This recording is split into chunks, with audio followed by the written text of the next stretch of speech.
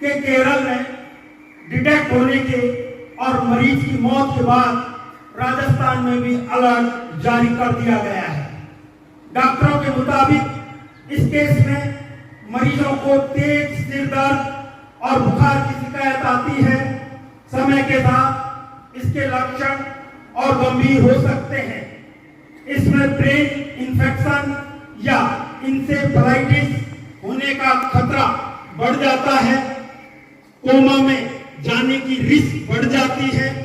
आपको बताना चाहेंगे कि निपा वायरस चमगादड़ों से फैलता है।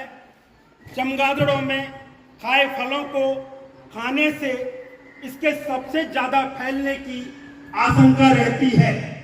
ये सिर्फ जानवरों से नहीं बल्कि एक संक्रमित व्यक्ति से दूसरे व्यक्ति में फैलता है। अब तक इसका कोई ट्रीटमेंट, उपचार, टीका उपलब्ध नहीं है। निपा वायरस की पहचान 1998 में सबसे पहले मलेशिया में हुई। इसके बाद सिंगापुर में भी इस वायरस से लोग संक्रमित मिले। इस कारण वायरस का नाम मलेशिया के गांव निपा के नाम पर रखा गया। कोविड-19 की तरह निपा वायरस तेजी से नहीं फैलता, लेकिन कोरोना के मुकाबले यह वायरस बहुत ज्यादा खतरनाक है।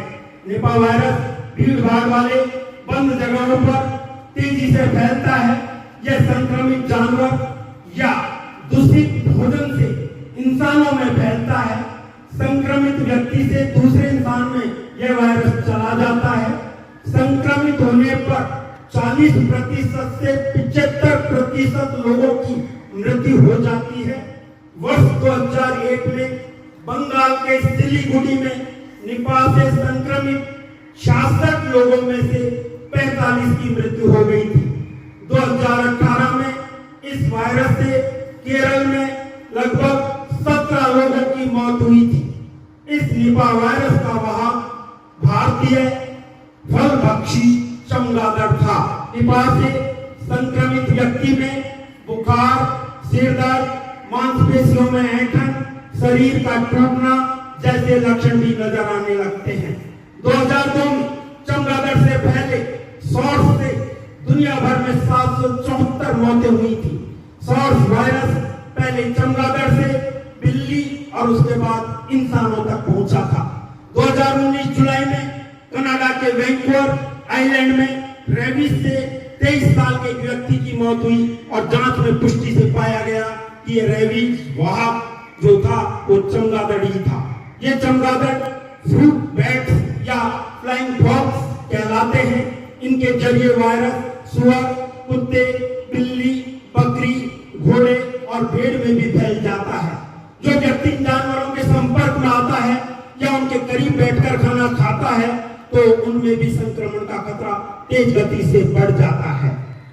झपकी आना, सब कुछ हिलने लगना, कंफ्यूजन, उल्टी, गले में जख्म जैसे लक्षण नजर आए तो हो सकता है कि वह निपा की पहचान हो। संक्रमण होने के 5 से 14 दिनों के बाद इस वायरस के लक्षण नजर आते हैं। तब तक मरीज की स्थिति बहुत बिगड़ जाती है। वायरस से संक्रमित मरीज को निमोनिया और सांस की गंभीर समस्या हो सकती है। ऐसे में यदि किसी को ऐसा महसूस हो तो वह तुरंत विद्यालय के कंपाउंड में और डॉक्टर से संपर्क करें। डॉक्टरों का कहना है कि वायरस का संक्रमण रोकने के लिए अभी तक कोई वैक्सीन नहीं है। बेहतर हाइजीन और देखभाल से हम संक्रमण से बच सकते हैं। रेगुलर हैंड वॉश, नहाना, अपने कपड़े साफ रखना इत्यादि से हम बच सकते हैं। इनसे फ्लाइटिस या मेनिंजाइटिस से पीड़ित व्यक्ति के ब्लड या लार के संपर्क में आने पर इस रोग को तवज्जो मिलती है। जहां चमगादड़ सुअर रहते हैं वहां न जाएं। चमगादड़ के संपर्क में आई चीजों को न खाएं। विद्यालय में मिलने वाले फलों को धोकर खाएं। लक्षण दिखते ही संक्रमित व्यक्ति को खुद को आइसोलेट कर लेना चाहिए। ये जो उक्त जानकारी का स्रोत है वह विश्व स्वास्थ्य संगठन WHO के द्वारा प्राप्त किया गया है। मित्रों, आप सबको ये जानकारी निश्चित रूप से समझ में आई होगी। और हम सब आवासीय संस्था में हैं, इसका पालन करते हुए आगे बढ़ेंगे। तो आइए, मेरा पहला प्रश्न कक्षा 6 से 8 के बीच के विद्यार्थियों से है।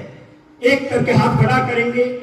निपा वायरस की सबसे पहले पहचान कहां की गई थी? हाँ, गर्ल्स में से 6ठी से 8वीं तक। यस, बहुत सही। आप आइए और प्राचार्य सर के हाथ से यह इनाम पाइए। दूसरा प्रश्न है, 2002 में चमगादड़ से पहले कौन से रोग से 774 मौतें हुई? 9 से 12 के बीच के विद्यार्थी, साइंस का भी विषय है। सॉर्स, इसका सही उत्तर है सॉर्स।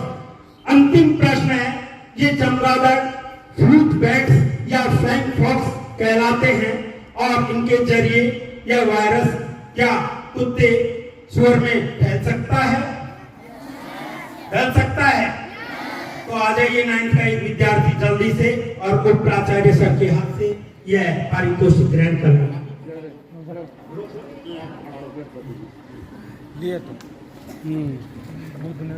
मैं मानता हूं कि आपका समय लिया, लेकिन शायद यह जानकारी आपके लिए बहुत जरूरी थी और इस जानकारी को होना भी बहुत जरूरी है। बहुत बहुत धन्यवाद।